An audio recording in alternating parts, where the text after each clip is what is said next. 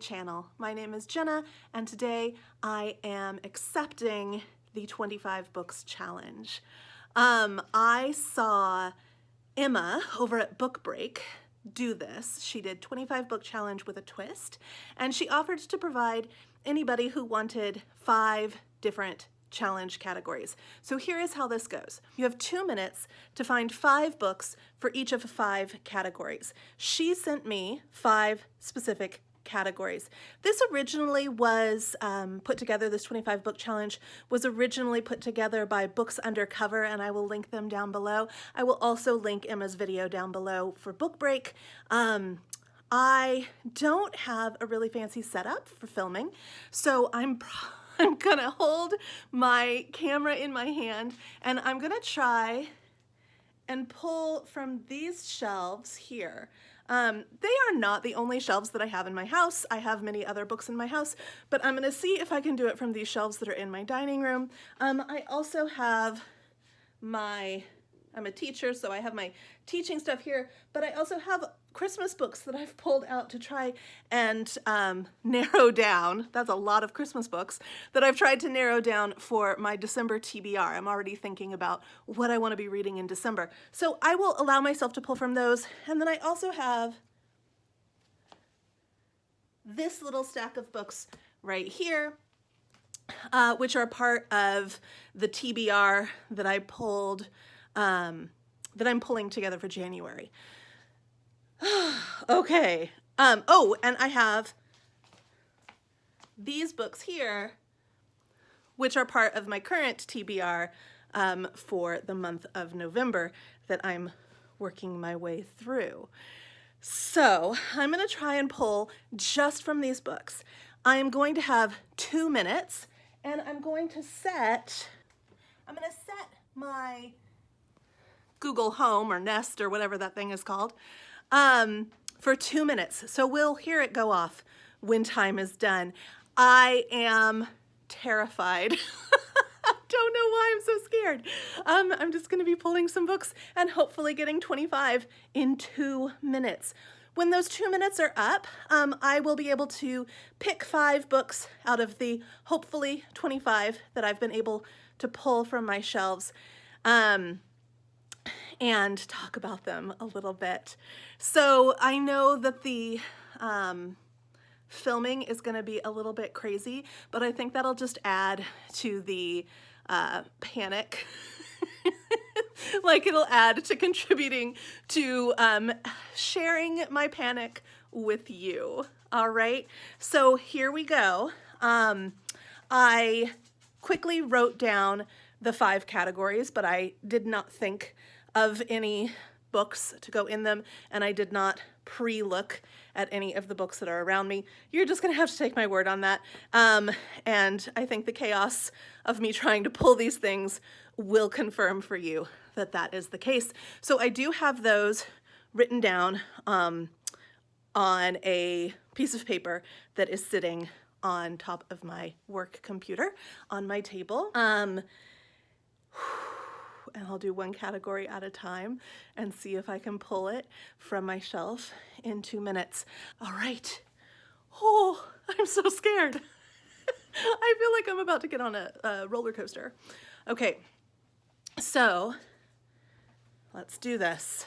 Hey Google, set a timer for 2 minutes. 2 minutes, starting now. All right, so our first topic is books by female authors.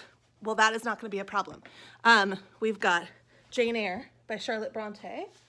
We've got, everything's falling, Wuthering Heights by Emily Bronte. We have, what is this? Agnes Grey by Anne Bronte. We have Mansfield Park by Jane Austen. How many is that? 4. And, oh, here's one. We have, The Duke and I by Julie Quinn. Okay, that's 5. Set in a different country. Okay, we have Kim Ji-young, born in 1982, which I just finished for my book group. and that's set in South Korea. On my Christmas stack over there, I have The Bridal Wreath, which is set in Norway. I have Christmas at the Island Hotel, which is also on my Christmas file, which is set in Scotland. Set in Scotland. I have If on a Winter's Night, a Traveler, which is set in Italy, Spain. I just finished reading it this week. I think it's set in Italy or Spain. And then that's 1, 2, 3, 4. Oh no, 4. I have what is this? Tell My Horse, Voodoo and Life in Haiti and Jamaica. So that's 5. Oh my gosh, that was 2 minutes already. Hey Google, stop. I only got 10 books. The other categories were one-word title, blue cover, historical fiction. Oh, so here are the spoils of... Oh, I feel like a failure. Here are the spoils of my success. We have The Bridgertons, The Duke and I just finished reading this for November. It's the first book in the Bridgerton readathon, binge-a-thon that I am participating in. So I'm not going to talk about this one. We'll save that for a November wrap-up. And we have this one, Tell My Horse, Voodoo and Life in Haiti and Jamaica. Informative, evocative, beautiful writing. It reads a lot like a personal journal, although it is not necessarily solely a personal journal. So if you are, it's kind of like an anthropological study. That's what it is. It's an anthropological study. It's fascinating. On a Winter's Night, a Traveler, which, like I said, I just finished reading for November. It's one of my Gilmore-a-thon picks. So I'm going to talk about that in a different video. Christmas at the Island Hotel, which I have not read yet. I did read Christmas on the Island and absolutely loved it. Thus, I pre-ordered Christmas on the Island Hotel or at the Island Hotel, and I haven't read it yet, so I know that's definitely going to be part of my Christmas TBR. This is The Bridal Wreath, which I'll talk about. This is the first part in a trilogy, and it is by Sigrid Undset, who I absolutely love, and I probably mispronounced her name. I absolutely love. I have read these and really enjoyed them, and it was several, I guess it was maybe 6 years ago that I read these. Even more than I love those books, which I'm going to reread, I love this one by her, Gunnar's Daughter. There's just something really beautiful about it. But the one that I'm supposed to be talking to you about is this one, and there are 3 of them. This is the first in the series. Like I said, it's going to be a reread. I remember really enjoying them, but I don't remember much about the story. I know that it follows Kristen through her entire life. I just finished reading this one this week, or last week actually. Last week, weeks blend together here. And it was absolutely astounding and amazing, but I'm going to wait to do a reveal on that, both for after I've had my conversation with my book group about it, and also because it should be in a November wrap-up. And then I just have a bunch of Brontes, I think. I have Jane Eyre, which is my favorite book, maybe of all time, which if you haven't read it, you really should read it. It is the story of a young girl who has a rough start, doesn't really have a place in the world, ends up going and becoming a governess to an illegitimate daughter of a man who is hard to know. There's a lot of gothic elements. There's some strange sounds in the attic. Expectation of otherness. Like there's more than can be explained with your philosophy, Horatio, sort of a feeling. Then I have a Mansfield Park that I pulled off. I love Mansfield Park, but it is not my favorite Jane. This one is really amazing, and I love how it deals with themes of social oppression and slavery and anti-slavery, female slavery as well, if I can dare to say that. A really, really great book. Agnes Grey, which is one of the two novels by Anne Bronte, the youngest sister in the Bronte family.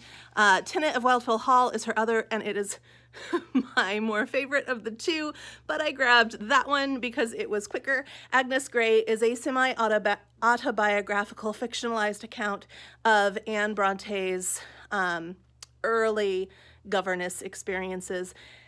It works simultaneously as a fictionalized memoir and an expose of what it's like to be a governess in early Victorian England. And then I pulled Wuthering Heights, which I own like 7 million copies of. This one is so gorgeous. It could have gone for the blue cover too. So could have Ji Young. But anyway, Wuthering Heights, which is one of my absolute favorites. You know what? I have like 19 absolute favorites, so I should probably stop saying that. But I love Wuthering Heights. Here's a smaller, lighter version to hold. So I do love Wuthering Heights. And the first time I read this was in the back of a truck as we were moving across country, and I was a teenager. And I remember very clearly being so engrossed in the story that I had I lost all recognition of where I actually was while I was reading. I was in Yorkshire, England in the 1800s, and although I was neither Cathy nor Heathcliff, they were more real to me than the noise of the road and of travel, and the unknown of heading from one place to a new destination. So I'm gonna call that a wash. But it was super fun, and I would really like to challenge some other people. So I am actually going to put out a specific challenge to a booktuber who I have really enjoyed watching, and who greeted me when I first put up my very first newbie tag video, and I mentioned that I felt awkward, and she confirmed for me that that was quite normal.